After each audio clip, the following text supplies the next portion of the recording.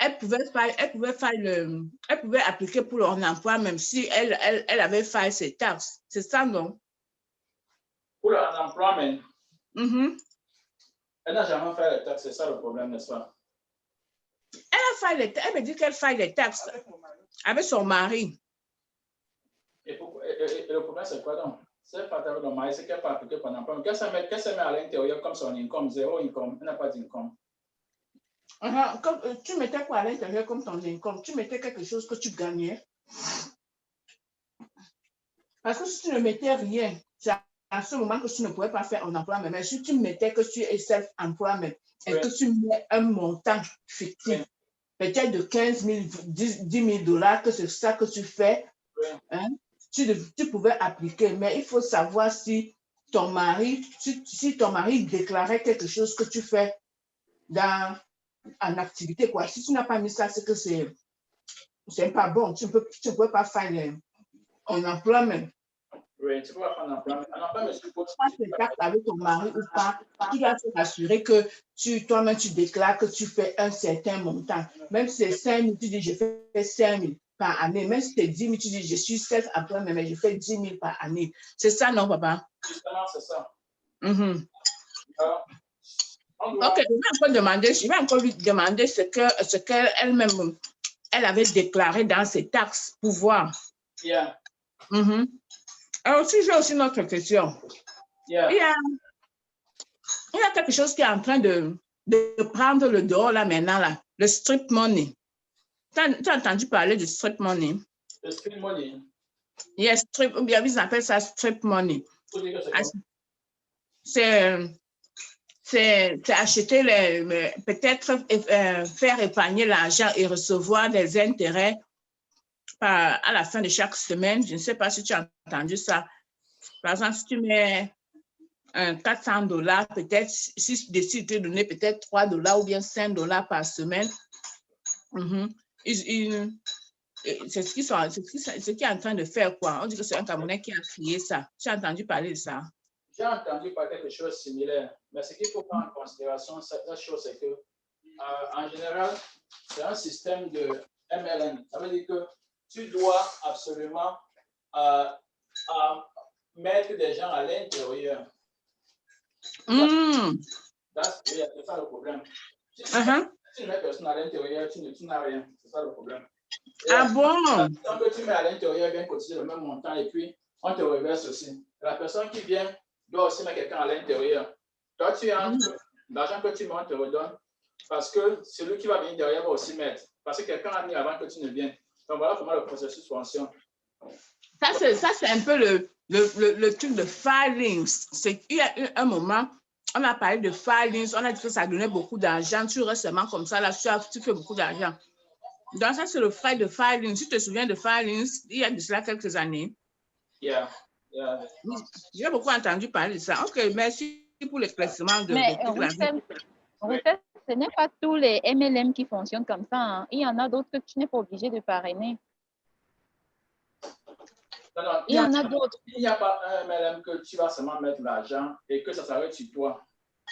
Ça se fait dans les MLM où ils ont introduit le trading à la suite.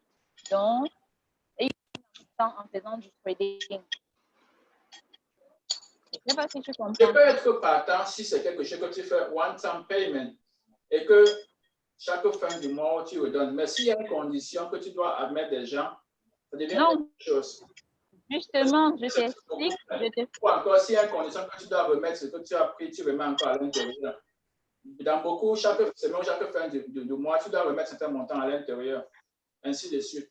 Troisième semaine, tu remets certains montants à l'intérieur. C'est ça, non? Oh, là, c'est pour le fonctionnement du trading. Tu dois réinvestir. C'est ça que je suis en train de dire. Tu dois réinvestir. Mais tu n'es pas obligé de parrainer.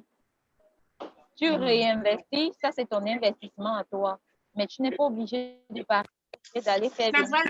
C'est vrai ce qu'elle dit, c'est pas ce qu'elle dit, parce que hier, quand ils expliquaient, ils disaient que tu n'es pas obligé d'amener les gens là-bas. Tu vois, non? Que si tu veux seulement rester sur ton niveau, tu vas rester sur ton niveau, tes intérêts vont tomber comme ils ont promis mais je ne connais pas le piège de les intérêts tombés à ce niveau-là ou bien. Il faut leur demander de bien t'expliquer, maman. Prends le temps de leur demander qu'ils t'expliquent bien à fond et tu leur poses toutes les questions. Parce que sinon, tu vas te retrouver en train d'être soit dans un MLM où il faut absolument que tu parraines, ou soit tu vas te retrouver dans un trading où tu investis, mais tu ne rentres pas de tes intérêts, de tes fonds, quoi. Ce qui m'a aussi choqué sur le meeting d'hier, j'ai entendu certains se plaindre qu'ils ont reçu la carte, mais ils n'arrivent pas à l'utiliser. Je me suis dit, et maintenant, là, on leur dit, non, avant de faire ça, tu devais d'abord remplir une application.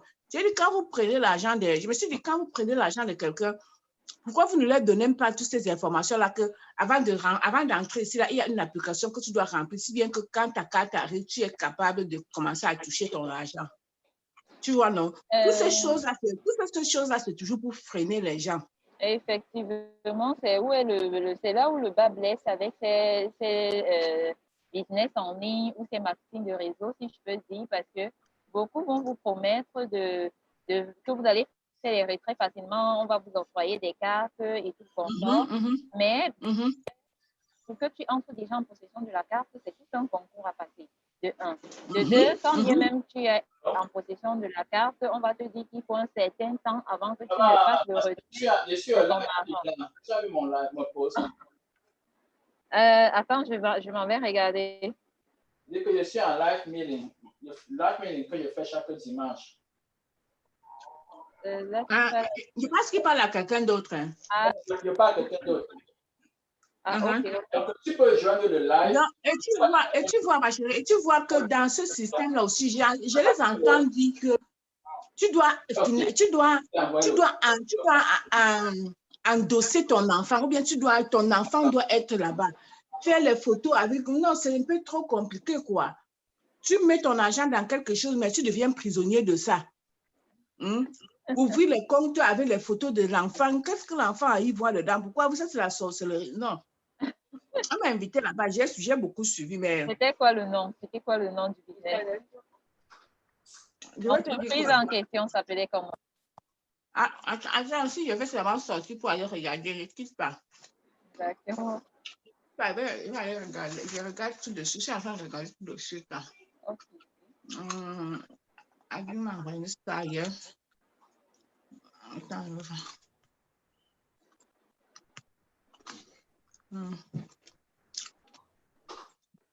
Le nom là, c'est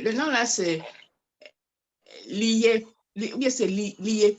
Plinal. L-I-Y-E-P-L-I-M-A-L.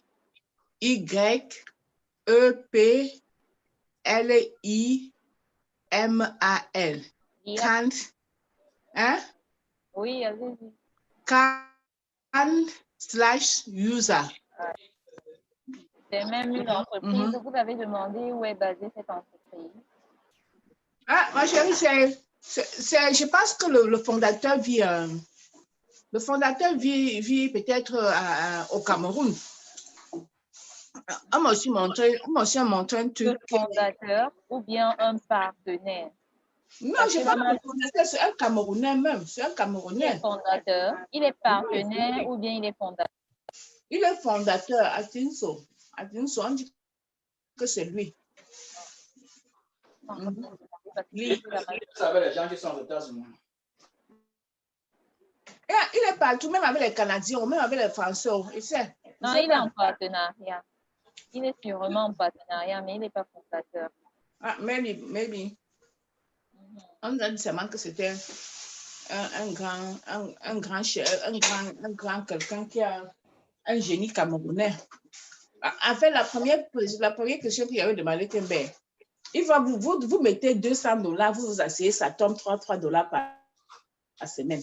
Et quand on dit même comme ça, les $3 qu'on dit là, après on va te couper les choses, finalement tu ne vas même rien avoir. Et à la fin de ça, peut-être dans un an, on va te dire que l'argent qu'on te donnait là, ton capital était inclus.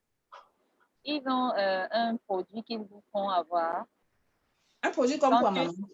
quand tu verses, par exemple, les $200, est-ce que tu as un produit qu'on te remet? Non, on ne te donne aucun produit, tu restes seulement comme ça. Donc, Là. ça signifie, Par exemple, ça signifie alors que c'est pas MLM, c'est trading. Ce business-là, même trading, parce que c'est le du monsieur, trading j'ai qui demandé à la personne. Oui, parce qu'on te fait investir un certain montant et puis on te fait comprendre que justement, tu vas recevoir ton capital sous forme d'intérêt chaque semaine. Oui, donc c'est un peu ce qu'ils font. Et ce même capital, peut-être on va te demander de le réinvestir plus tard. Voilà, c'est un peu ça, quoi. Donc, j'ai demandé à la femme qui m'a invité là-bas de lui demander comment est-ce que tu peux seulement mettre ton argent et plus ça produit, on te donne seulement les intérêts. Qu'est-ce qu'ils font avec ton argent? Elle m'a dit qu'en fait, la personne utilise l'argent pour faire le trading. Trading. Et là, maintenant, qu'il perde ou qu'il gagne, c'est ce qu'il il te donne toujours ton donner ce qu'il a promis de donner, en fait. Ouais. Il pouvait donner combien? $3 par semaine? Non, ça dépend du montant que tu investis. Ah ouais. Il y a un certain montant qui monte même jusqu'à 5 000, pardon, jusqu'à $500 par semaine. Par exemple, si tu investis dans les $6 000, si tu achètes des parts pour $6 000, il paraît que tu gagnes presque $500 par semaine. Oui, mais bon, voilà. Moi, Le trading, ce n'est jamais quelque chose de garanti. Voilà. C'est aléatoire. Il n'y a pas Nous, les gens qui sont en train de donner l'argent, en fait, peut-être ils ne connaissent même pas ce que les personnes font avec ça. Parce que j'ai demandé aussi à la femme que, mais si à jamais, ils perdent aussi et tout. Donc, elle a dit que je suis libre de venir là-bas poser tous ces genres de questions là-bas. Donc, comme j'étais tellement occupée, il y avait trop de bruit. Je n'ai pas eu l'occasion de leur poser les questions. J'ai seulement écouté. Non, il ne faut pas rater l'occasion comme ça. Il fallait poser ta question parce que c'était une bonne question, très pertinente même d'ailleurs. Oui, il fallait poser ta question. Oui, j'ai pensé à ça, mais peut-être samedi prochain, je vais poser cette question. Quand j'avais trop de bruit, je ne voulais pas mobiliser les gens. Bon, mais moi, ce que je sais, parce que j'ai déjà assisté à des meetings aussi, ou des business en ligne où voilà, ils vont investir et avec tes sous, ils vont faire du trading, ils vont réverser les intérêts chaque semaine. Parce que moi aussi, j'avais posé cette même question, hein, au cas où dans votre trading, vous perdez tout.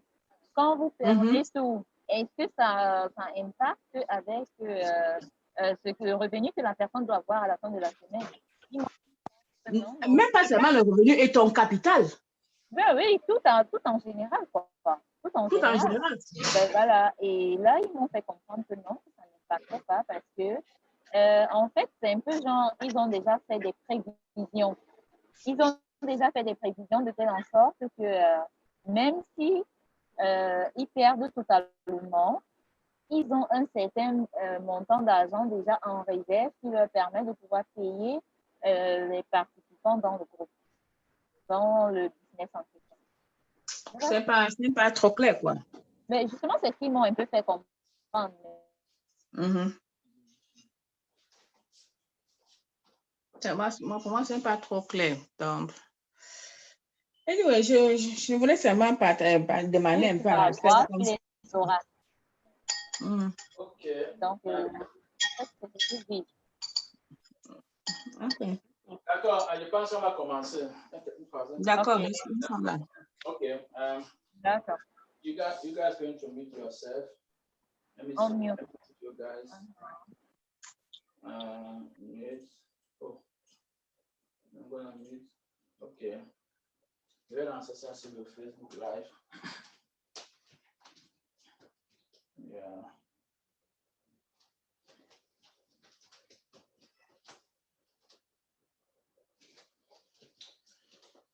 So, hi right, guys, this is Russell Forrest for another explosive webinar this weekend again. Okay, what are we going to talk about today? I think the title is on the board. We're going to be talking about the IRS tax resolution. The IRS tax resolution is basically whenever you are in trouble, like I said, with the government. Okay, whatever we are going to explain here may also apply at the state level. Okay, but you have to investigate and check on it with your CPA or tax professional. So basically, we're going to be talking about the tax resolution strategy, because it happened like 8 out of 20 people in the US owe the IRS in some type of way. Okay, it could be that you owe the IRS or the government in terms of income tax, or you owe them in terms of trust fund for the people who have business. When you have business, the trust fund is basically your payroll taxes. If you don't file your payroll taxes, you're in trouble. Or maybe if you don't file your, let's say, sales tax, whatever the case is. But basically, what we are focusing here is the most taxes that people talk about is the income tax. Okay, it will be applying more to taxpayer, but it could also apply to businesses. Okay, so basically, what is tax resolution? That is what we are going to share. And what are the main type of tax resolution? Whenever you owe the government, what are the main type of what are the choices that you have? What are the options that you have to get away, to get the IRS off your back, right? That's what we're going to share basically. Now, so what's tax resolution? Tax resolution is basically the process of developing and implementing a solution to solve your tax problem with the IRS. Okay, so basically, whenever you feel like you owe the IRS, the process of developing and implementing a strategy that will help you to solve your problem with the IRS, that is what they call tax resolution. Okay, yes. So basically, what do we do? But before everything, again, as I always do, I'm not going to go into too much detail right now because I don't want to get some people lost. Okay, we are not in the lecture, but I will do my best, as always, to put out there more information for you to be able to take informed decision on what you have to do with your tax situation. So that is basically what I'm going to be doing here. Again, what I'm providing here is not a professional advice, because it's not a consulting, it's not a private consulting. I'm not consulting you out here. I don't have your fact in front of me. It means whatever you are receiving here is you should use as a general information. They are just informative. So in order to really consider and took this as opposed to the other one, you always have to consult with your tax professional or your CPA. But at least, like I always say to my customer, I'm really happy to deal even when I'm filing a taxes for a business. I'm so happy when the business owner knows what taxes is. Let me mute this new member. Okay, so I was saying that I'm always happy when the customer I have to deal with knows what I'm talking about, because it makes things easy, even though some other professional doesn't want you to know everything because they want to fool you. I mean, not fool you, it's not the word, but they want to make you think that like it's magical, right? And sometimes it's very difficult because you can't convince him. You can't convince somebody who doesn't even understand what you're talking about. That's the reason why I always try my best to make everybody understand how the process works, right? Yes. So over here, I'm providing all this information for you. Even if you go to a tax professional, you can say, okay, you know what? Is it possible for me to do this or to do that? I've heard that. But him will be able to conduct his own investigation to confirm what you are saying. That's the only way, only time that one option will be applied to you, okay? But you still feel free to do whatever you want to do. People file the tax by themselves. You can also solve this problem by yourself, but you don't solve it because you are saying that you got this advice, this professional advice from Russell. No, you are receiving this as a guidance, okay? So that was just a disclaimer, right? What else you have to do? Now, why do we even talk about, tax resolution or tax debt? You are in the world that is always changing. Everything can happen. You may have a lot of money during the year, but when you are filing your taxes, you have nothing because you have, a family member, you have a family issue, you have a medical condition that prevents you from actually paying your taxes, right? So any situation can happen when you are working because you pay taxes because you are working. If you're not working, then it doesn't even apply to you because even when you work, you should be filing taxes if your income reaches a certain level. That is where you are liable. That's where you should comply by filing your taxes, okay? But if you don't even work, it doesn't apply to you, right? So yes, life, everything happens. And when you are working, you don't know what will happen. And sometimes the way that they calculate your taxes in your job place might not be accurate, and you end up owing taxes. And you don't have money. You wait for the next year.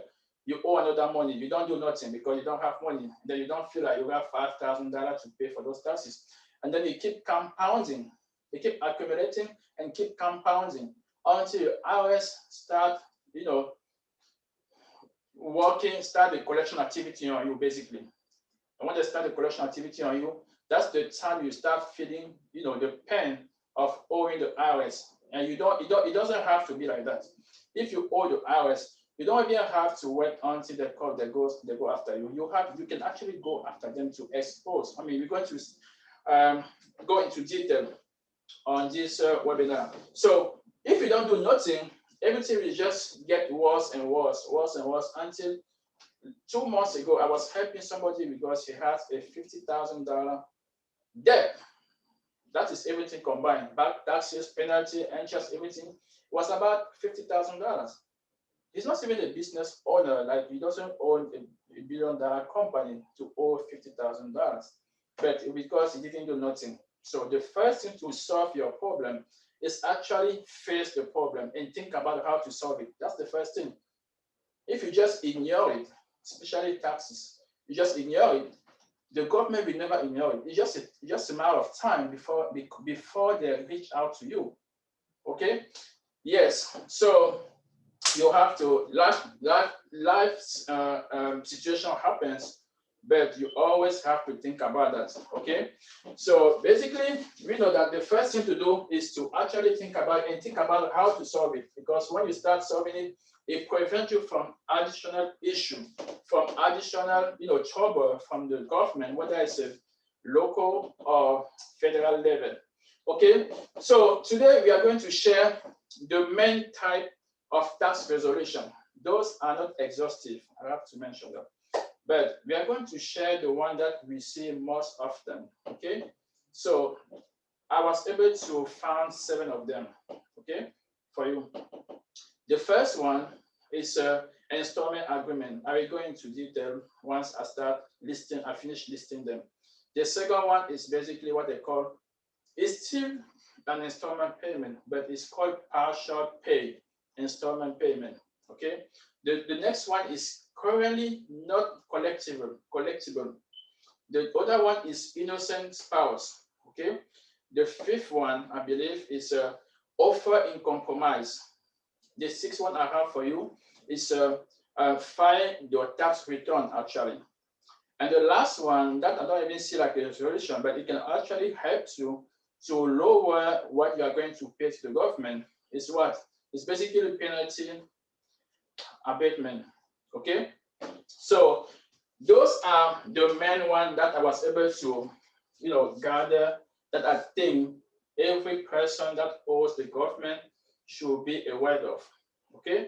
Yes. So if you are finished with them, we're going to start with the first one, installment agreement. Okay, I put all of them here on the board already. The first one, installment agreement, partial pay installment, currently not collectible, innocent spouse, offer in compromise, fight, return, and penalty abatement. So, what is the installment payment? Okay, what is installment payment?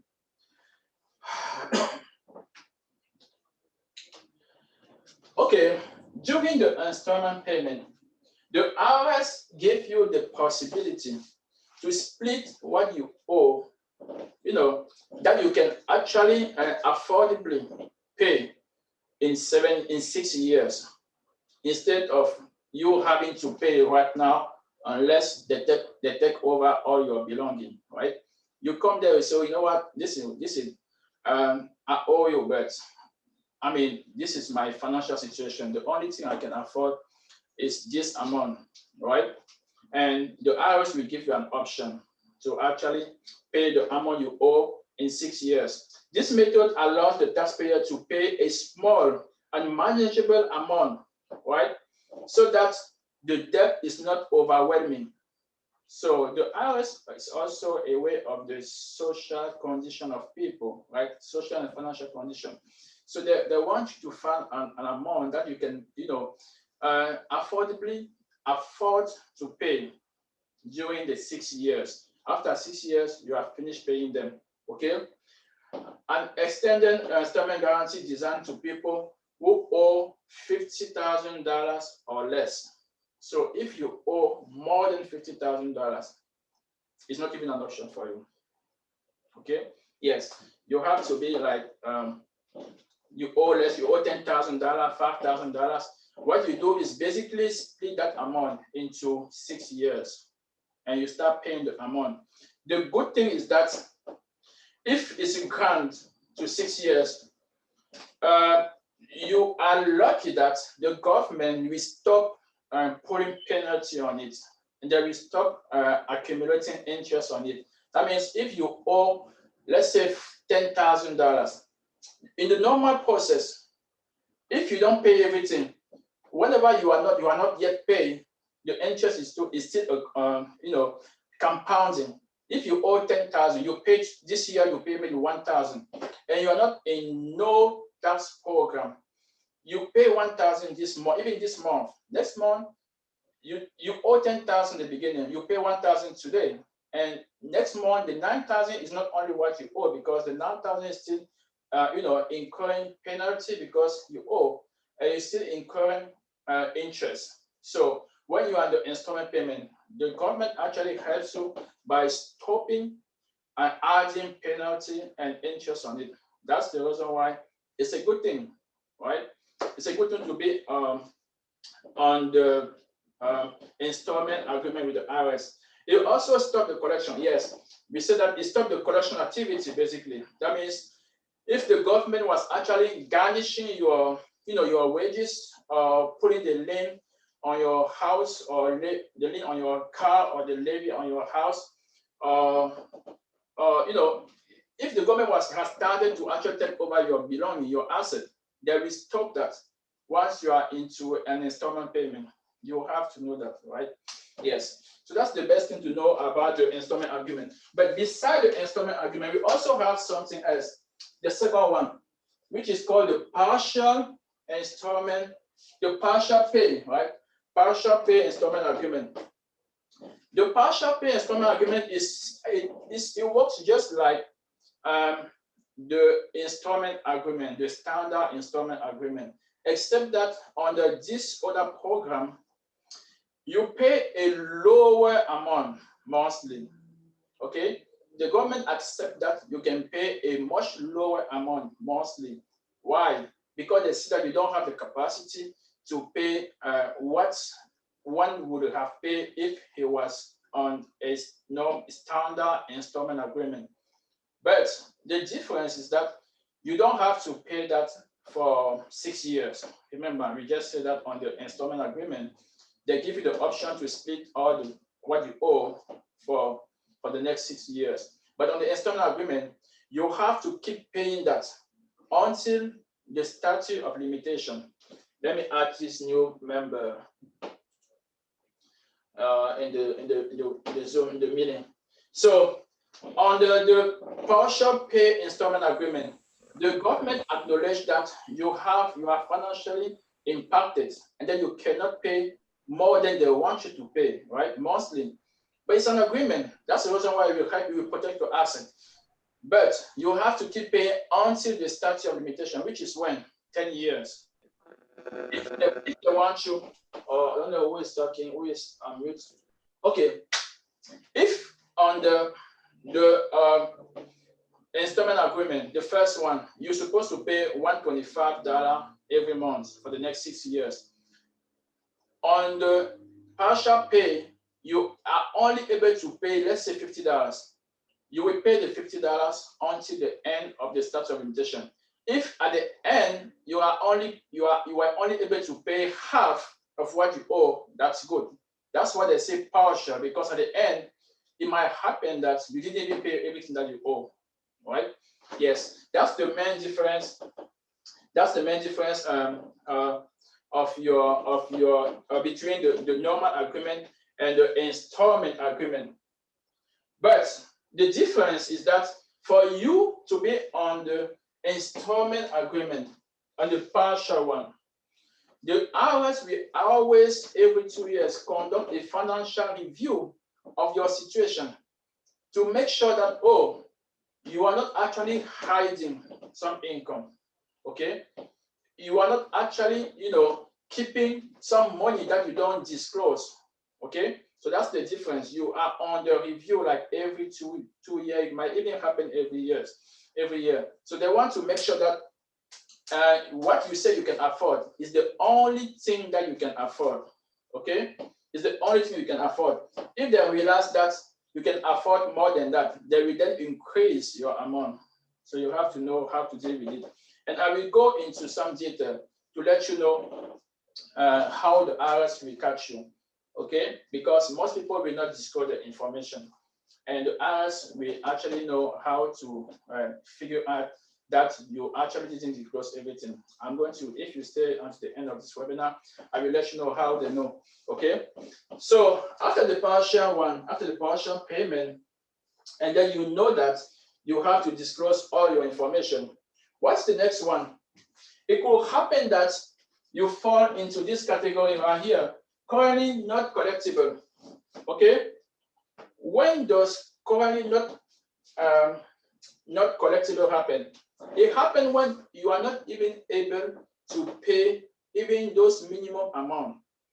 That's the second option provides. That means you're not even able to pay half, the lowest amount that they will require you to pay. Why? Because your expenses actually exceed your income. You are in the negative. It's just like a business. When you have a business, at the end of the year, if your expense exceeds your income, you pay $0 in taxes, because how are they going to charge you if your income is negative, right? That's the first situation here. The first thing here, not collectible, currently not collectible. So the IRS will figure out that there's no way to actually get the money. And what they will do is they will actually stop the collection activity. That's the good thing, right? They will actually stop the collection activity. It means that they will stop sending you a letter to claim to ask for the money. They will stop, garnishing your asset. By the way, most of the time you don't even have an asset, right? You don't have an asset, because if you have an asset, the government will actually tell you to sell your house to pay the debt, the taxes. Most of the time, they check everywhere. They don't know how to actually push you in the position that you can actually pay them right now. All right. So yeah, it happens, but it has to be a very good investigation. The IRS will actually investigate your situation. So the people who will fall into this will be the people, the tax professional, or the CPA has done a very, very good job, because we actually have to investigate to see if your situation will make you be able qualify for that option from the IRS. Okay, so yes, but the only downside of this is that the interest is still compounding. It's not like the IRS just write off. The IRS is already the government. You as a business owner, if your customer doesn't pay you and you stop collecting, you stop the collection effort, because remember, the collection of also costs you money. You have to pay this collection agency, right? You have to pay these lawyers to actually go and collect the money. So if you are a business owner, you're not able to collect the money from one of your customers, what do? Is that you actually write it off as a bad debt, right? You write it off as a bad debt. You're taking your taxes, but and you don't think about it no more. But your government is already there. When you write off, it's because you want to take advantage tax-wise with the government. But if the government actually stop the collection effort on you, what do you think they do? They just stay cool, but the interest still going up, compounding every year, until you have they're always checking on you. They know what are your situation. If they figure out that now you have an asset or you have a possibility to actually pay the debt, they will come back after you with the new debt. That means the old debt with the interest. Okay, so basically the people will be on that program will be the people like they have just a really like fixed asset, fixed income. There's no way, and they also have fixed expenses. That means if you are in the pension, the only way to get the money is from your pension. You have fixed expenses. Your grocery, you have to eat. Otherwise, the government will also have to take care of you for you to be able to eat. You have to take care of yourself. You have to pay for the rent. You have to pay for this. If all the expenses are higher than your income, the government will consider it as uncollectible, not collectible. And over time, after the statute of limitation, it will just go away. Okay, so that is what you need to know. Okay, when you go to your tax professional to solve your tax issue. That was the third one, right? The fourth one is what? It's innocent spouses. Innocent spouses is a tax strategy for a spouse in the family, in the couple. If when you file your tax as a joint, right? And it may happen if you owe taxes, if both of you owe the taxes. That means next year, even though you file your tax by yourself, and then you have the refund, the government can withhold that refund because he will say that, oh, you guys owe me last year, right? But you as a spouse, there's a way that you can actually show that, oh, I'm innocent. That's the name, innocent spouse. You can show the IRS that the tax owed here was due to an error from my husband or my wife. That means I don't feel like I should be impacted by that. And they will also go to all your financial, right? You have to show the proof of it. And of course, there are many couples when the action of one couple, one spouse may have an incidence on the other spouse. In that case, when is the case, you can actually have a situation with the IRS where they're going to actually relieve you from the debt and put all the debt on the other partner, okay, on the other spouse. So that is basically what the innocent spouse is. It helps you to be able to behave like you don't even owe them, even though normally you owe because you are journeying. Yes. What's the next one? The next one is the offer in compromise. That's the big one. The offer in compromise. Offer in compromise. So what do we think about when somebody hear about offer in compromise? It's just like making a deal, right? It's like making a deal with the government. So offer in compromise is essentially making an offer to settle the debt, the tax debt, for less than you actually owe. You offer to settle the debt for a lower amount. That is what offer in compromise means. And it's really difficult to go into that because the government will always need all the money. The government will be even willing to let you split the money, into 6 years, because at least that is recurring money, right? That's recurring money that they can actually even, do a budget on it, because they know that you will be giving the money every month for the next 6 years. But when you set up the debt, you are actually cutting the debt. Sometimes you can pay like maybe only 1/4, only 1/2, only 1/3 of the debt. Yes, but if you want to make an offer to the IRS to pay off the debt, it's important to make a reasonable offer. So that don't just go there, you owe 50,000, you say, okay, I'm going to pay 2,000. I owe you 50,000. I will only pay 1,000 or 2,000. The government knows that you are a business owner, right? Or you are a home owner. You have 2 cars. You have this. They will just start laughing at you and start taking off all your asset, right? Even your bank account. They can garnish your bank account and garnish your wages and so on. So you have to make a reasonable offer, one that actually reflects your current financial situation, right? That is important. You cannot be a two house owner. You have 2 houses, or you have a business, or you have 5 cars, and you owe the government, and you tell them that, oh, I'm going to give you 1/10 of what I owe you, and you forget about everything. So it will not make sense. With anyone, it will just not make sense.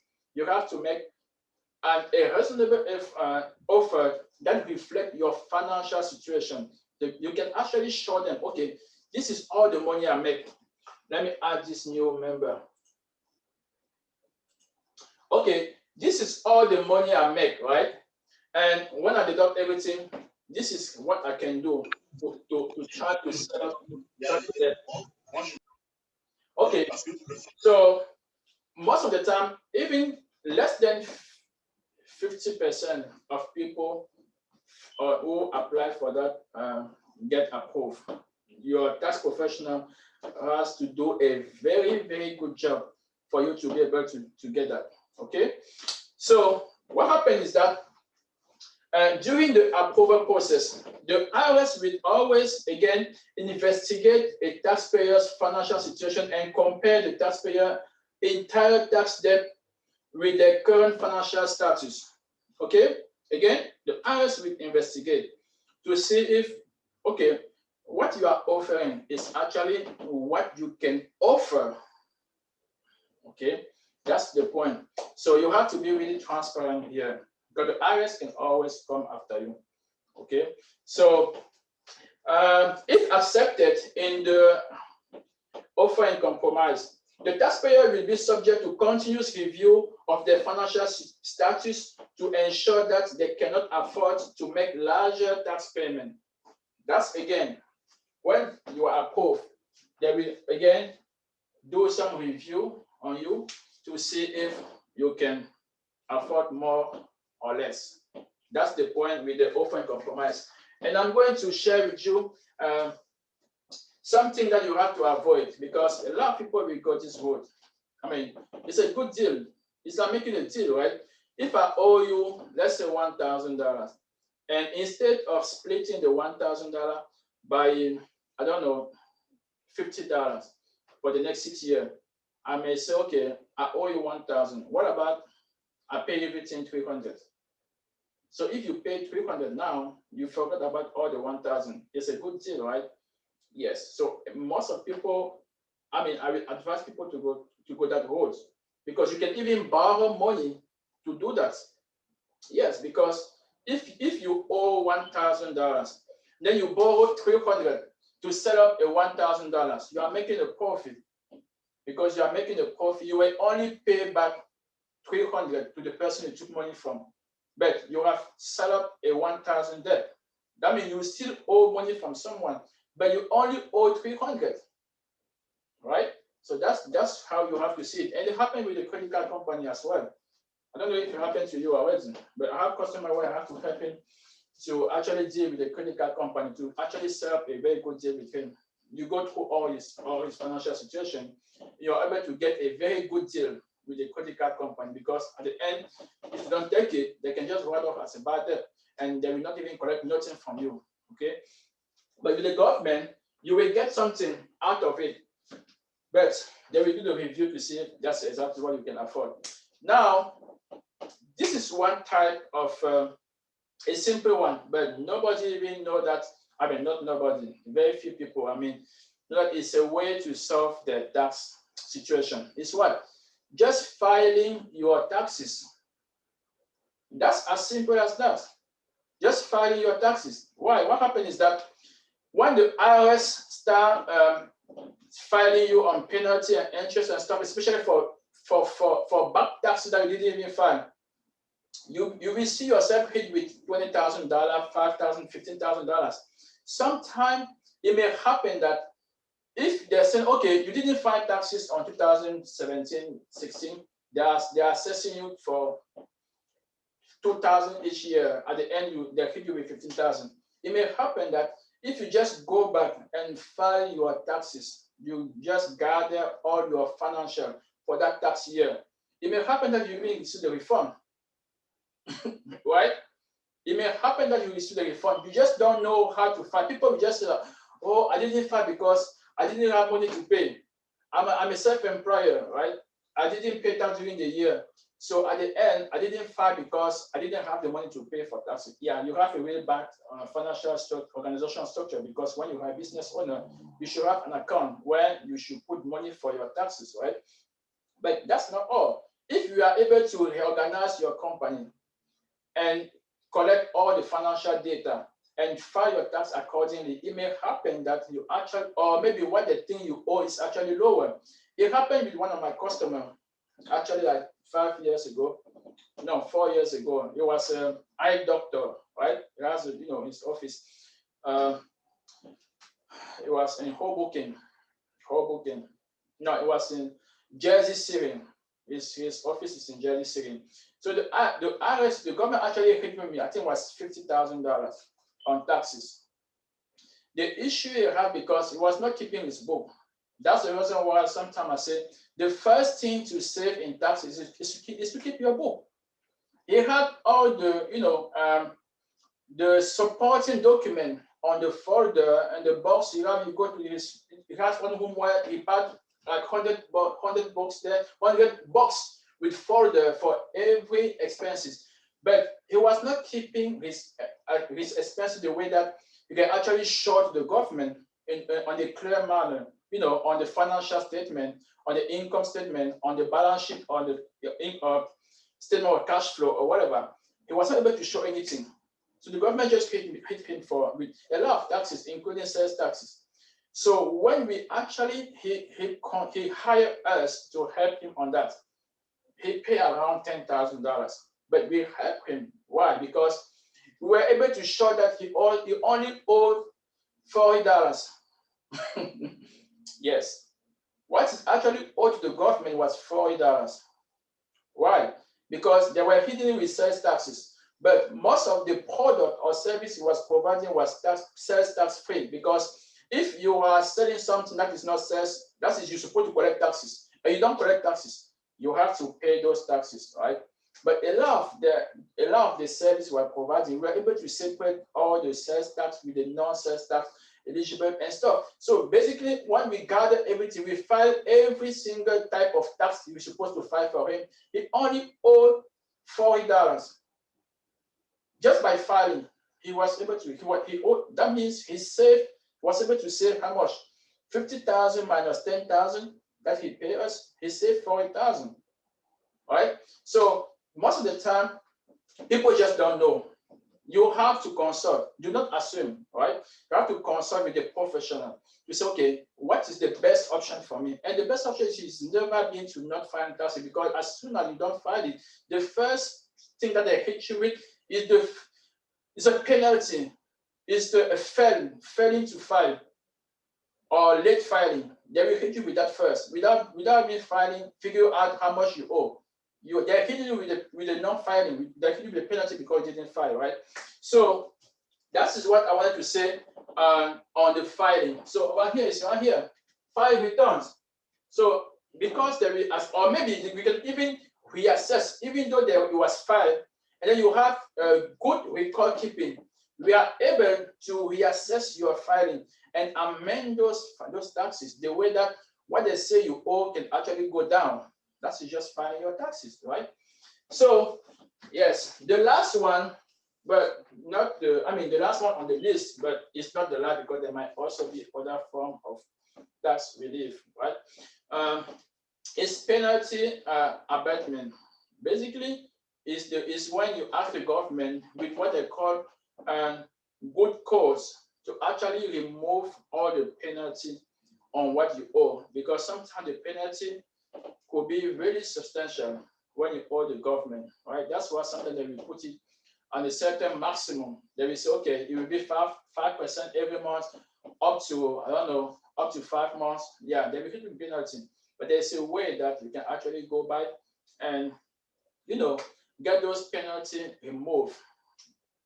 How do you do that? You have to consult with your tax professional to let you know what will be the, I mean, what you will showcase, how you're going to showcase your situation to be able to take advantage of the penalty abatement. Okay. So what I was trying to do here, before I continue, do you guys have a question? Is anyone with a question? Do you have any question before I move on to the next topic? I think Mireille Buffon, you have a question here. I think I respond to your question when you were asking if somebody doesn't file the taxes. You remember, right? When you were saying, is there a difference between, she was asking if there's a difference between filing and paying taxes, right? Yes, there's a difference. Filing taxes means being compliant. When you don't file, the first thing they hit you with is two things. Late file, no, it's not late, it's actually penalty, because when you file late, you get a late fee, right? But when you don't file, the first thing is a penalty, because you fail to file, they hit you with the penalty. So it's better to file your taxes, even though you cannot afford to pay. Oh, by the way, most of those programs, those tax resolution, when you are approved, whether it's an installment agreement or partial pay agreement or offer and compromise or even not collectible, you have to be compliant with the government, because they approve you with the settlement of your debt.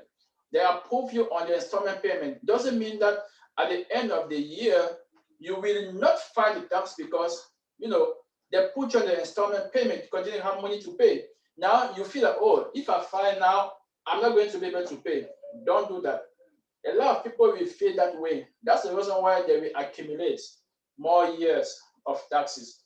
If you are, even though you are approved, because they can actually deny your approval if they see that you are not, you have to keep being compliant, even though you cannot pay. Chances are that when you are compliant by filing your taxes, even though you still owe, they can actually put that money into the same program. That means they were able to give you, that means you have a program when you pay, 50,000, you're supposed to pay $120 every month. Now you have a new tax bill of 2,000. You don't want to file because you don't have 2,000 to pay. If you are compliant, the government can actually help you and put that 2,000 into the same program. That means they split the 20,000, the 2,000 into 6 years. It will be what? Maybe $6 only. That means you will only be paying $6 on top of the 120. That means you are current. And guess what? It looks like they stop all the collection activity on you. And that's the reason why do not run away of the of filing your taxes. There's never been an advantage to do that. The advantage could be you feeling comfortable today that you don't have nothing to pay, but you always pay more and more. Now, what if there's no question? What I was trying to say here, it was the 6 common mistakes. There are many mistakes that people do. Okay, over here, there are mistakes that people will do when they are on the offer in compromise. Remember, The offer in compromise is what? When you owe a huge, you owe us the money, right? And you actually try to get a deal with government, and you say, okay, listen, this is only what I have. This is all the money. This is all my finance, and this is the only thing I can afford. Please accept that. You make your offer. But when people are making that, they make some mistake that actually sometimes backfired to them, right? So I was able to collect a couple of them. So the first one is failure to disclose your finance. Okay, let me read this to you. When you make an offer in compromise, they also call it OIC. Okay, when you make an OIC, you will be expected to disclose to the IRS every last detail about the finance. You must tell how much you earn, how much you have in saving and investment, and what kind of asset do you have. So you have to disclose all of those information, right? Of course, a lot of people will not do that, right? Now, let me tell you something. To verify your financial detail, the IRS has the option of requesting or securing a copy of your income earning statement, right? The IRS has the way to get your income earning statement. They have the way to get your bank record. You say you don't have money, right? Unless you keep all the money in the back in your bedroom. They have the way to get all your bank record. They have the way to get all your financial statement regarding annuity, regarding your dividend, regarding your investment. So whatever you are on the, you invest money on the shop, on the stock, or you invest money in a different company, or do this or that. They have the way to get the statement of all of that. Unless you have the money that you keep it in your home, that's the only way you can hide. They have the way to get your DMV record, right? So there is a way for the IRS to get all of those information. It's just a matter of, are they going to deploy all the means on you or not? Okay, you may hire something and they feel like that they are not going to deploy all this engine to get all of those, but if they want to do it, they will just do it. I just show them how they mean to get all your statement, all your bank record, all your investment activity, let's call it like that, right? So basically, once they notice that you have been hiding something, now they can go back and just deny what they actually offer you. When they deny it, they will consider the initial debt and put all the interest that they should have put on top of what on top of what you told them on top of what you actually initially owe them, because the interest should have been compounded. They will put all back the interest. So you have to be really compliant and transparent when you are doing this. So the first thing is the failure to I put it here, failure to disclose your financial. So the second thing is overspending. Okay, the IRS will always question your spending habit to ensure that they match up with the money you have to your disposal. Okay, the IRS will start watching you, but you don't even know, right? You got an offer of compromise, and you next month you start buying a brand new car. You go online, you go around to Apple, you buy a new iPhone. It costs how much? 1,500. They start watching, scraping all your financial habit. How come you say you don't have money? And then you buy a new house, you say you don't have money, maybe you buy a new house by cash because they check your bank account, they didn't have money in there.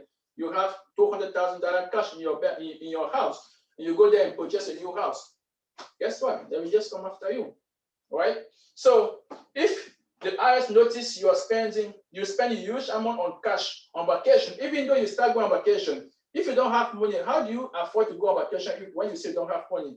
If you spend a huge amount of cash on vacation, on buying consumer good or electronic or big ticket item like car and house and stuff, it may ask you to submit information about your income and asset. They will ask you, all right? There's no way you're going to hide now because you just purchase a car. They see that you have a car. Just purchase a house. They will ask that, and they will actually notice that you didn't tell the truth. Okay, so that's one of the mistakes that people will do when doing the offer in compromise. They will actually overspend once they're finished with that. So you have to be smart. Whenever you are receiving an advantage from the IRS, you have to be smart. The next one is a mathematical error. The mathematical error is basically, it could be an error not from you, right? Because your tax professional, maybe he was, overwhelmed with all the load of what he was doing, and he made a mistake on the calculation. If they notice that, they will not consider it as a mathematical error. They will just deny your application if they notice that there's an error on it.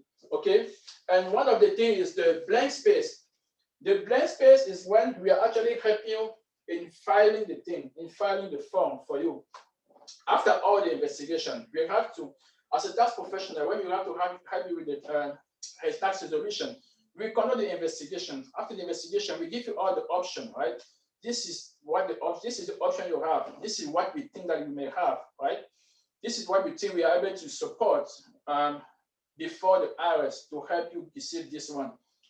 But now we give you all the options. We tell you what may be the best option for you. Now you have to actually filing it, officially file the document, right? If there's a blank space on the application, chances are that the IRS will think that you are actually hiding something. If they ask for your address, you leave it blank. Do you really live on the street? We don't think so, right? You don't live on the street. You don't live in the car. If they ask you when was the last time, or when was the last time you did this, did you put a blank? It's all, you always have to avoid putting the blank, especially when you are trying to receive an offer in compromise. These are to the people who will actually help you to do that. So if they help you, they will actually explain to you whatever it is. So if there is a blank, you should always say something about the blank. They will think you are hiding, or they may also think that you don't even know what you're doing, or you don't even know what the question is asking, right? So that's a mistake that happened on the offer in compromise process. So the other mistake is what? I think I said that already on the previous comment, is non-compliance. Okay? If you are asking for a favor, they give you a favor, and you stop being compliant, then it's not a good thing. You actually have to file your tax by the due date, even though you cannot pay. That's a mistake that people will do because they got into the offer in compliance, or maybe they are in the process, because sometimes it takes time. It's not like you start the process now, tomorrow you got approved. No, it takes time. And when it's taking time, you find yourself not filing your taxes. Filing your tax is not the way to pay more taxes or pay less taxes. It's the way it's being compliant. If you want to save in taxes, you will never do that by April 15. Never. You are being compliant at April 15. What you do, if you want to save in taxes, you take action during the day. That's what tax planning is. You have to plan how to save in taxes.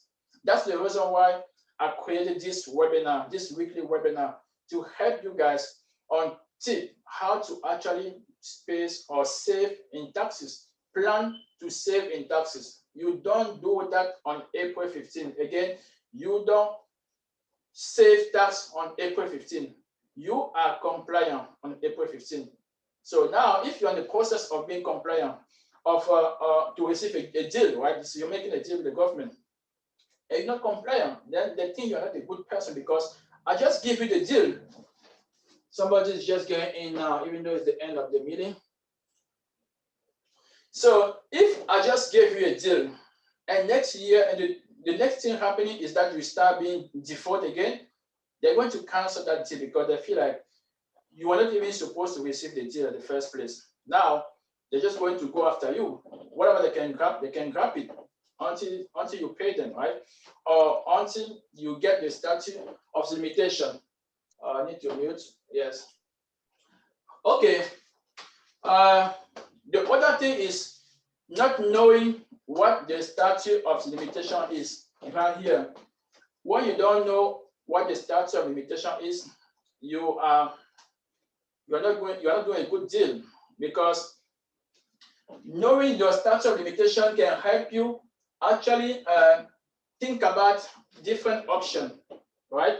You can actually think about, if you are trying to if you try to get a deal and refuse the deal, and you don't want to pay whatever you're supposed to pay for the next 10 years or 3 years or 6 years for installment agreement, 10 years for a partial installment agreement, or just wait for the statute of limitation, right?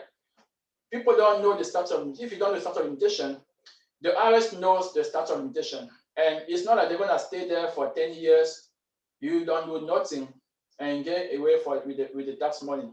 They will start going after you. What you can also do is basically you file bankruptcy, right?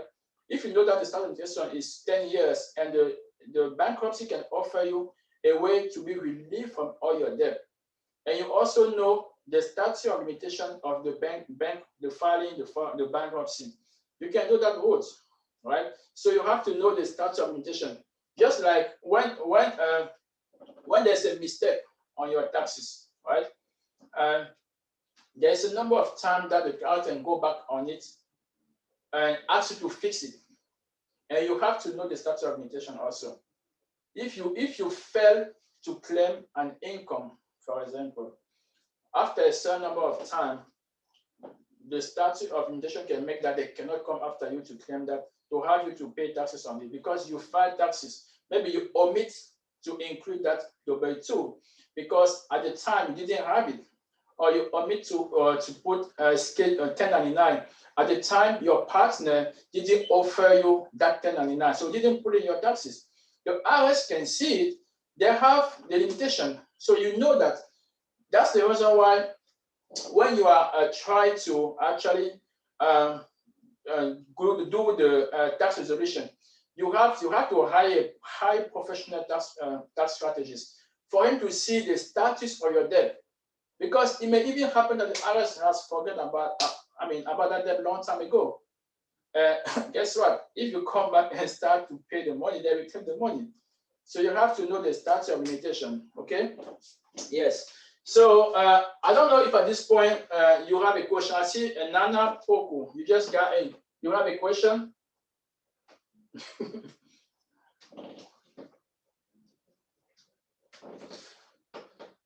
Okay, if you don't have a question, we're just going to summarize what you have done for today.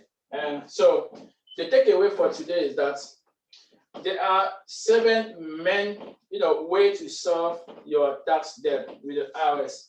Those 7 main ways are here, from installment agreement to just asking the IRS to cancel the penalty on it.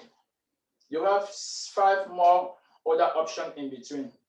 So partial installment payment, currently not collectible, and innocent spouse, and offer and compromise, and filing your return. So those are the options that you have. Now, picking one way to solve your tax problem as opposed to the other way depend on the taxpayer current financial situation, right? Nobody will say, okay, I took this, then you can also take the same. Somebody is also coming now at the end of the meeting. So because your brother or your friend took this option, you say, oh yeah, I'm going to do the same thing. It will never work. It will never be the same thing because somebody took the offer and compromise doesn't mean you are going to be approved for the same thing. Or because somebody took the option of a partial payment, partial pay installment agreement, and you think that you are going to be approved for the same thing, it will never be the same. Right? That's the reason why it's highly advised that you consult with a CPA. Okay, you always have to consult with a tax professional before you opt for one or for the other. But you know that it depends on your financial situation, and you know what each option means. You just have to have somebody who will be able to investigate all your financial, just the way that they will do in the IRS office. That's the reason why you want to consult. If you know how it will happen, then there's nothing to do. Just go there and do it with them. But the reason why people will stay cool and we don't do nothing is because they don't know what happened in the IRS office. They will just investigate on your financial. When you hire somebody, the person should investigate the same way and come up with you with all the best option to you. Now you have to choose. This is the first case. This is the second scenario. This is the third scenario. What do you think what do you want us to pick? If you pick this one, you pay $120 for the next 6 years. If you pick this one, you pay $50 for the next 10 years. If you pick this one, they want you to pay $2,000 instead of $7,000, but you have to pay right now. So we come up with one of all the options that you have. If we can show that according to what I see here, you may be approved for not collectible status. That means you may be approved that we show them, the government, that, hey, you have to release the levy on his house. You have to release this, because there's no way he can actually be able to pay that now, and they will stop the collection action on you. That's the first thing people want to know. Imagine that your bank account is garnished. What can you do? Nothing, because you can't even open a new bank account. Once you open, they are aware of it, right? So yes, so before you do everything, you have to consult to know that what you are doing is the best fit. And it is really costing, because what you are saving, you cannot imagine, because if your house is in the process of being taken over, there's a levy on your house, you are losing more than you think, because guess what? When you are a house owner, there's a way that you can actually receive a loan. You know, you can get a loan that is secured by your house, right? If you have a car, you can get money because you have a car, right? So if they put all their hands on it, then you're in trouble. So you always have to consider to know what each option is. The way I just explained, if you didn't watch it, just go and watch it again. Okay, when I'm going to post it. So yes, so we finished with everything. The first thing I'm going to say is that, like always, my goal is actually educate business owner and taxpayer. That's the reason why I'm also working on the program when I can actually show you in detail how to conduct all of those investigations and how to figure out what's the best option, what's the bad option on it. So I have this program that if you are interested, that you can use for your own situation or to help a family member, that I will actually put available to a couple of taxpayer, okay, that you can actually use for yourself and also use to help family member on solve their tax issue. The IRS, what they do is to use the tools that are available to them to investigate, to get whatever information they need, and to analyze and compare all the options, and then provide you to reject your application or accept your application. The program I'm working on will allow you to know all the options, right? Once you know all the options, you'll be able to choose one. You can just get assistance in the implementation if you don't know how to implement, even though the program can actually even tell you how to implement what option that you are taking. If you don't have no more question, I want to say thank you to the Facebook before I come back to the Zoom meeting, because on the Zoom is actually my private group. And thank you guys on Facebook, and see you next weekend.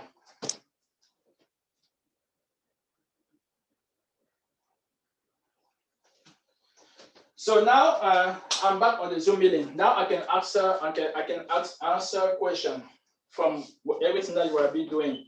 I didn't want to do that on the Facebook Live because I created this group and the link for people who may need that some answer to question that they may have. That's the reason why I created the link to join the webinar from a link. So I stopped the process in the Facebook group, and whoever is here and have a question about everything we have been talking can ask for the next 5 minutes before we clock out. Okay, so anyone has a question about what we have been doing there?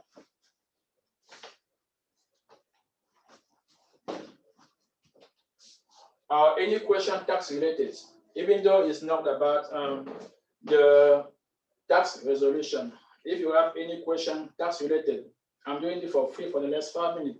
Of course, when you are calling, because you have need to get your situation fixed, of course, you will be a consultant, then you will pay for it. Whenever I do this webinar, if somebody has a question, I share that, and hoping that when I post in the group, there's a Facebook group specifically to help people, the people that I start helping to get the money, because I told them at the beginning, I create a group to help people to get the money from the SBA, right? Now I told them that as a bonus, you are receiving the money. Those money has a tax incidence on you, right?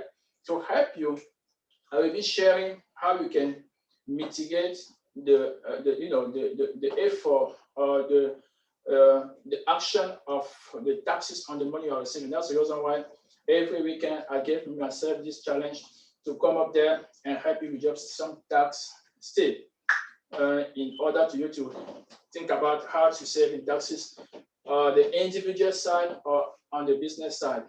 Okay, so if you have any question tax related, you can ask. I don't know what's the best way to save in taxes, because I have this is my situation. So I will always give 5 minutes to help those people. And as a reminder, since it's the AIDL group, since it's this group, AIDM, if you go to Facebook, you put PPP, SBA, AIDL, and BPP, you will see that group. So I'm going to share that one information about that group is that the process never stops. As a business owner, there's still money. They never stop the process, the program. Just that when you are applying now, there are more requirements than before. Of course, I said in one of the webinars, when you come late at the party, you always lose something. If you come late at the party, you lose something. You're losing now the simplicity of the process. It used to be that I have people in this group, would apply, and after 2 days, they've received the money. I mean, they were approved. They signed a loan document. When you sign a loan document, that's it. You finish it. You're done. You just have to wait that they will dispose the money. So I have people who are able to get to the process in 2 days. I mean, for 8 hours. But now I have people who are still there for more than a month now. They have never received the money. But it doesn't mean that they will not receive the money. It just means that they are making the process more serious, or more. They are asking for more information. I mean, they have to ask you for the 45060. This is one of the forms, 45060. And in the group, I posted in the group how to get this information. It's in the group. There's now the form that they call 2202, which is statement of liability. Now the IRS, the SBA still want to see how much you owe, right?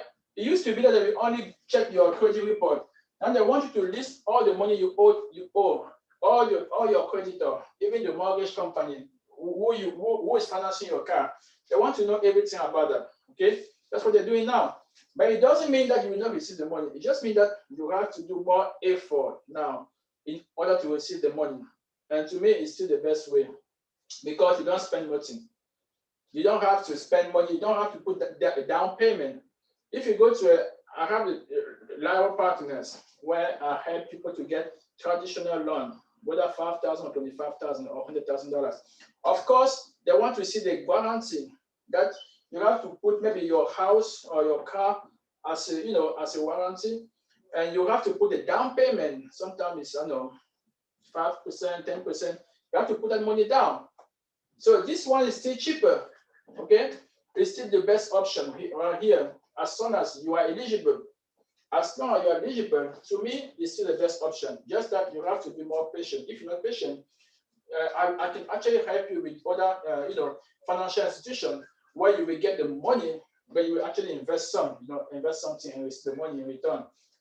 And they will ask for more. They will even ask for other company will ask you for more information, your financial information, a lot of information. Then this program will ask. Okay, so yes. And the last thing I want to share is that we also have the PPP money. The SBA was also sharing the money that they were calling the PPP. The PPP was actually the money that the government give to people as a loan, 1% interest for 60 months. And then they say there's an option to make it a loan, to make it free. But to make it free, there is a way that you have to show how you are spending the money. And I developed that app that will actually show you guys how to spend the money, how to show that you are spending the money. When you plug in every single penny that you spend the money, the program will tell you if how much of that money is eligible, is forgivable. If you receive $7,000, and then you plug all the information in the app, and the app tells you that, oh, only 4,500 will be forgivable. It just means that you owe 2,500. But if there's a way to make the other two, because if only 4,500 is eligible to be forgivable, it means 2,400. 2,500 will be a loan. So this app will actually tell you how to make this also a grant, because if it's forgivable, then it becomes a grant, right? This app will also tell you how to make it forgivable. And I believe it's in the group. You just scroll up and down in the group that you belong to until you figure out the post where it's talking about PPP expense tracker. You will see that, and you will click on the link. It will tell you how to get the piece of that application and start plugging. It will tell you what to do. Okay, so I think that was it. If you are new to this channel, and if you're new to this channel and you figure you want to get, wow, people are still coming at the end of the meeting. Let me see what is that. Austin, yes, Austin, I think you're going to call me because you're going to call me because I'm going to help you once I get this live. Once I get this on the YouTube, I will actually share it with you, and you call me so we can go through yours. I think you call me that you have this that situation, okay? Or when I finish here, you go to my Facebook page, you will see that what I have been doing there, because I also put it on Facebook Live when it was free, but I stopped on the Facebook Live already because over here I share this link for people who wants to ask questions. Okay, yeah. So I give you 2 minutes, Austin. If you have a question, I can maybe give a beginning of solution now before you call me, before we talk.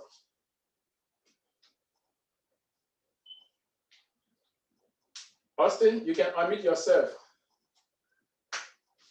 Awap is the one. Oh, yeah. Yes.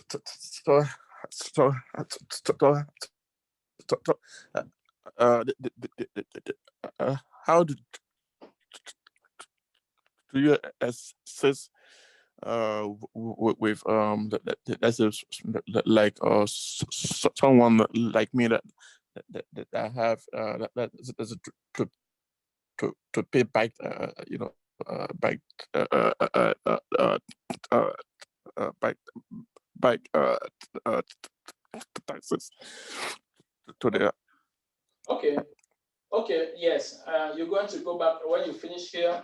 You're going to go back and look at what you have again. Yes, when you owe the IRS, the first thing that we do is to actually ask for installment payment, because without installment payment, the IRS expect that you pay everything maybe in once. Okay. When you ask for installment payment, most of the time the installment payment that you will see online is sometimes for 12 months or for maybe 3 months.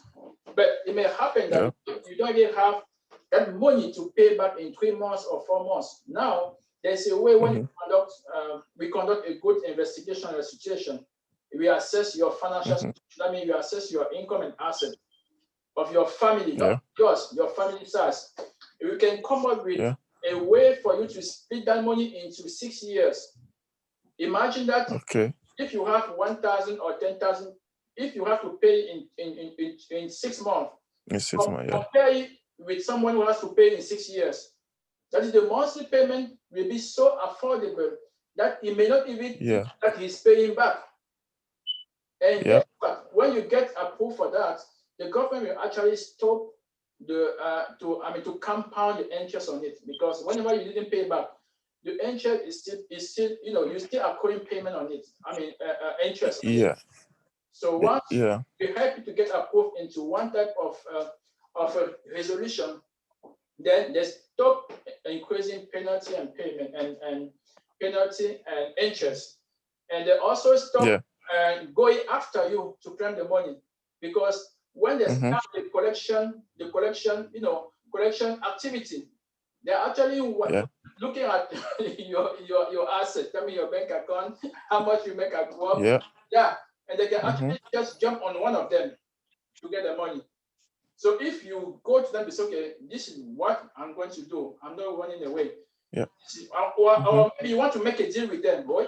You owe $10,000, you make a deal with $3,000. If you are approved, then you go, right? So they don't want you to run away. When you run away, they come after you. When you start to get an agreement with them, they stop the collection activity on your back. You're gonna file your tax return. They're gonna keep your refund because you owe them 1,000 or 5,000. No, you have to do something with the IRS. You have to do it. You have to consult for the tax professional to give you the best advice, the best option. There are so many options. Okay. Yeah. Yes. Okay. All right. So anyone else have a question? I don't have a question for now. Okay. Okay. No question for now. But if I have, I must let you know. Okay, that's good, August. That goes Augustine. Okay, Nana, you don't have any question? Any question or comment?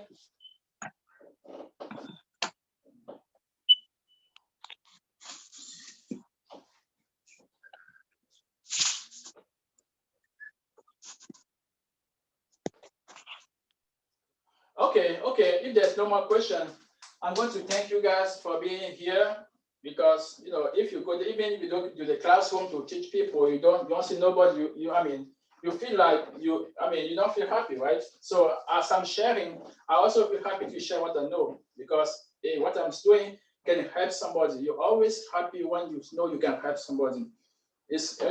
There's more happiness to give than to receive. That's how I think. Okay, so it was my pleasure to also share this time with you to share what I know best, and which is the thing. So yeah, last thing. Okay.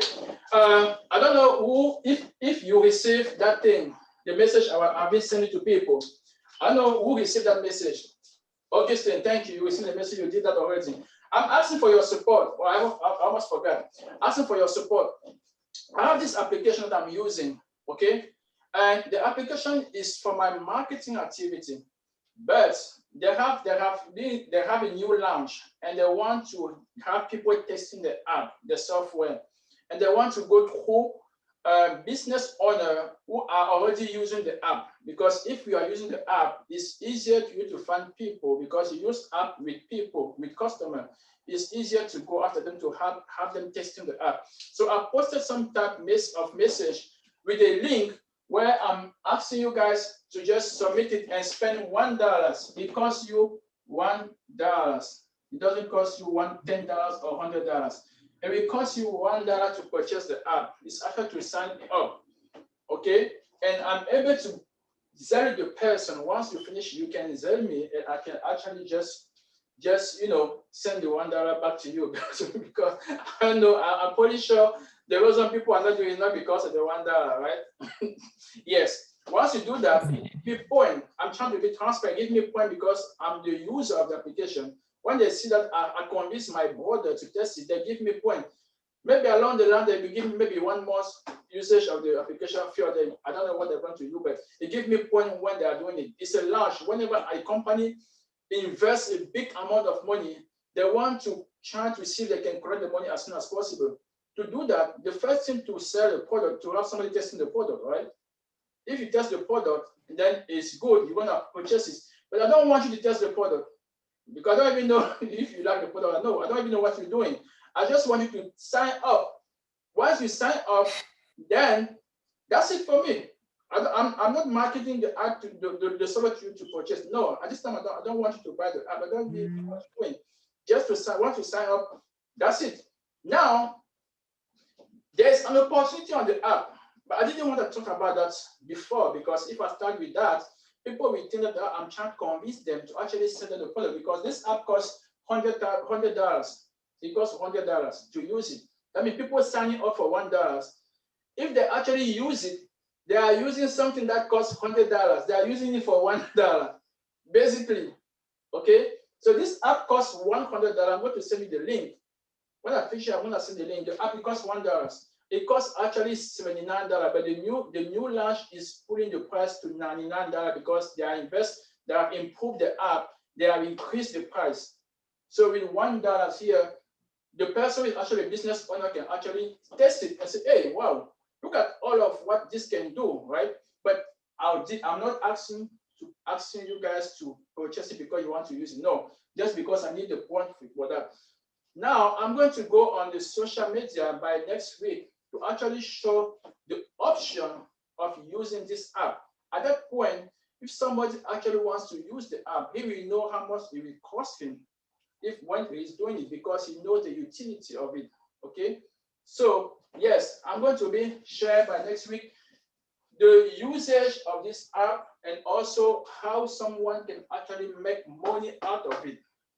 Okay, I'm going to show you how one can actually make an additional 500 daily, weekly, by spending a couple of hours, 2 hours a day for 5 days.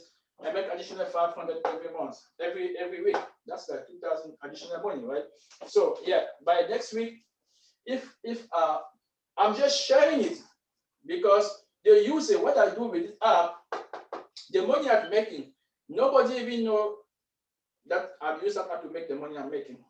When I will share it, some people will notice that, oh, so that is actually what he used to do this, to do that. Yes. Okay, so yeah, that was the last thing I wanted to share with you guys. That when I send you, I see everybody here. When I send you this link, or I will actually put the link on the description of this live in the group. You can actually click on it and just place your order. It will cost you only $1. Once you do it, I see that you have done it. After 2 weeks, I will actually go there and cancel your subscription. Okay, because I don't assume that you are using, unless you tell me, oh, I want to use it. Because you may, if you listen to the what I'm going to explain, and say, wow, so I can even start using the app. Then I'm not going to cancel it for you until you feel like you can cancel by yourself. But once people even do it, for me, it's just to know that I've convinced someone to sign up to test the app. After 2 weeks, I will actually go and cancel the application and cancel the service. Okay. Yeah, and you will just notice because you spend money for it, right? Yeah. So if there's no more, if any more question? No. Okay, that's good. If you have no more question, I'm just going to wish you guys a really wonderful, weekend, and we will hop up next week at the same time for another explosive webinar just like this one. Okay, good night and bye.